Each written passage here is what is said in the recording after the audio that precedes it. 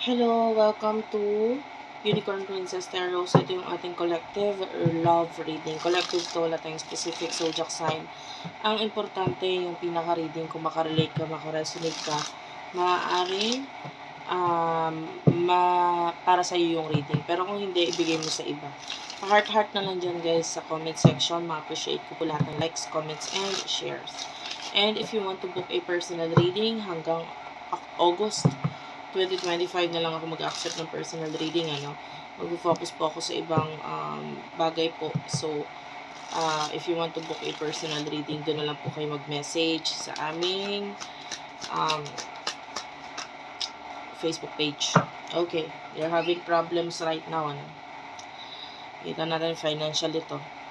Na-stress ka kasi financially, you are this, King of Pentacles. You are someone na pwedeng ang tingin ng tao sa'yo, you are stable, you have a lot of money, ganito ganyan, pero deep inside, hindi nila alam kung ano yung mga pinagdadaanan mo and sobrang nahihirapan ka ngayon. Yeah. By the way, may mga nagme-message sa akin, may nagko-comment sa amin na hindi daw makapag-message dun sa Facebook page. Pwede naman po dun sa Gmail, virgophilippines@gmail.com. And if you want to avail yung mga ibang nakikita mo dito sa aking table, available yan sa akin. Aming TikTok shop, Uniprio and IPRI. Okay, back to the reading.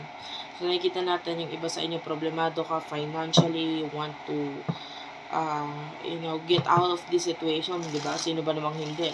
Namamblema ka, na-stress ka. And then, King of Pentacles is, ito pa rin yung tingin ng tao sa'yo. You are someone who has a lot of things to offer. Okay? So, pagdating sa love, sino itong person na kakonect mo? Hindi nila malalaman or hindi alam ng ibang tao about your financial difficulties. Pwedeng walang masyadong nakakaalam nito. And of course, that is private na na issue na. Seven of Pentacles. So, this person sees you as someone na very special. Hindi ka katulad ng iba. Okay? The judgment is here. So, pwedeng may soulmate connection sa inyo na the person na to, and pwedeng na nagkaroon siya ng clarity or kaliwanagan dito. And the Two of Pentacles, Stars, Virgo, Capricorn energy, although nagkaroon siya ng clarity or nagising na siya sa katotohanan regarding sa connection ninyo, pwedeng hindi pa rin niya alam kung anong gagawin niya pagdating sa sitwasyon niya, na parang kailangan niya pa rin kung ano yung meron siya ngayon. So, hindi niya ito mabitawan, hindi niya ito maiwan or whatsoever. So, ikaw ay parang, maybe regarding home.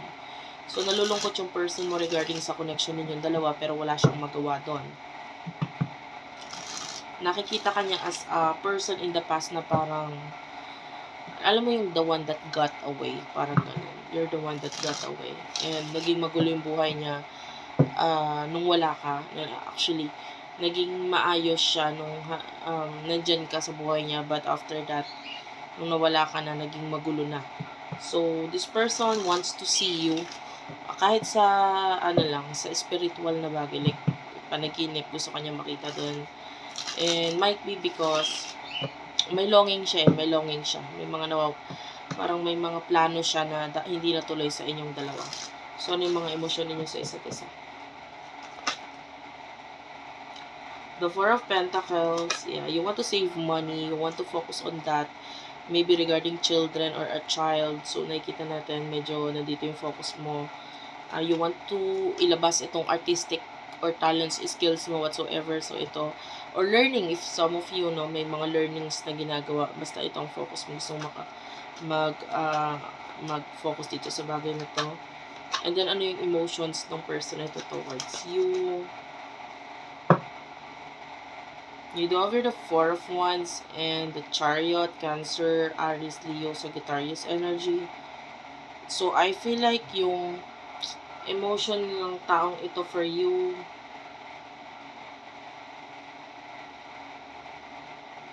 umiiwas siya. Pwedeng dati in the past, pwedeng nagkaroon na rin siya ng pag-iwas regarding commitment, relationship, whatsoever.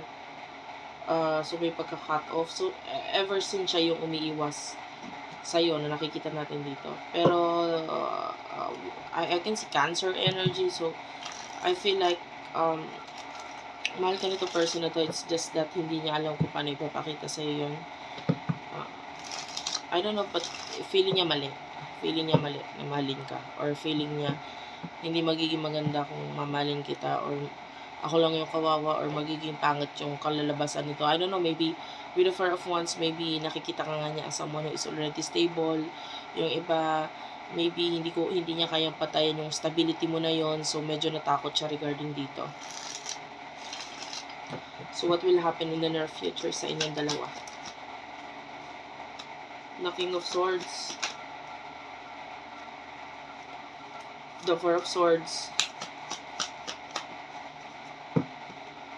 the Six of Swords, and the Queen of Pentacles. Well, I can see an ending sa connection nito. Mas nakikita natin, wala kayong ginagawa sa connection. Pareho kayo, pataasan ng ego, pataasan ng ihi, whatsoever. Matataas yung card dito. King of Wands is also here. Regarding dito sa mga plano, nakikita natin may mga plano dito na isa sa katuparan regarding new beginnings, na magbibigay sa iyo ng success, money in the future. So, maaaring may mga bagong sisimulan dito pero hindi pa makikita ngayon na resulta. Pero with continuous effort, no, nakikita natin magbubunga at magbubunga ito para sa iyo. And then, itong person na to, well, I can see this person moving on. Kasi nakikita niya, wala rin namang, I mean, I don't see any action sa both sides, no? So, if this is a past person, nandun yung nagising lang siya doon sa connection ninyo, pero wala naman siyang ginagawa doon. Hindi niya alam kung anong gagawin niya doon and whatsoever. So on and so forth, okay? So, ito, nagdudulot siya para ito ay hindi magtuloy, at ito ay, ang patunguhan lang nito ay, parang, i-give up na lang yung pinaka-connection. Oo, may connection tayo, soulmate connection tayo, pero hindi naman natin alam kung paano isa sa katuparan nito, paano ilalagay sa reality. Pareho kayo hindi lang siya. And then ikaw, you are acting professional, this person is acting professional, and kung ano yung tama, nandun lang kayo, no? And with the Four of Swords, I feel like, wala kang gagawin regarding sa connection na to. You will just be focusing on yourself.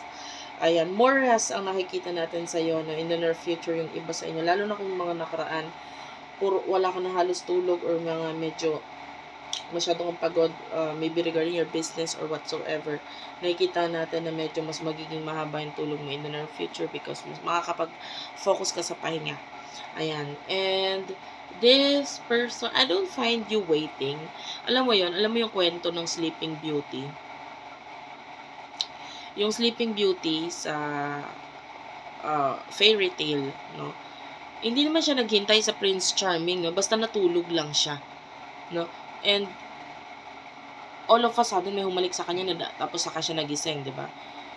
And that's the story of it. And sa connection niyo, I don't feel like you will be waiting dito sa person na to. What I see is that you are resting. Okay, hindi ka para maghintay. And then, but I can see that, katulad ng Sleeping Beauty na energy, the more you focus on yourself, the more you focus on your rest, kung ano yung mga mahalaga sa'yo, kusa na lang, nadadating itong taong, ito sa buhay mo. Someone is coming into your life, pero hindi pa sa ngayon, you will be resting a lot. So, thank you for watching, guys. I love you all, and bye-bye.